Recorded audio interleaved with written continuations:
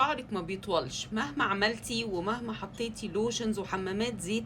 ليه بيوصل عند حد معين وما بيطولش ابدا وبرضه لسه بيقع مهما عملتي؟ ده علشان انتي ناسي حاجة مهمة جدا، وهي التغذية الداخلية. اكتر حاجة تديكي التغذية الداخلية اللي انتي محتاجاها واللي جسمك محتاجه عشان يطول شعرك ويساعده ان هو يبطل تساقط ويديله لمعان هي الفيتامينز. بس في كذا مشكلة مع الفيتامينز: تقيلة على المعدة، ولو عاملة ليزر بتضيع النتيجة بتاعته، وبتتخن وبتطلع حبوب. فاختيار الفيتامين مهم جدا، وعشان كده انا جايه النهارده اقولك على ايفي بيرز. ايفي بيرز مش مجرد جاميز، ايفي بيرز حرفيا ثوره في عالم فيتامينز الشعر، لانه فيه كل الفيتامينز اللي انت محتاجاها، وفي نفس الوقت هو جاميز طعمها تحفه.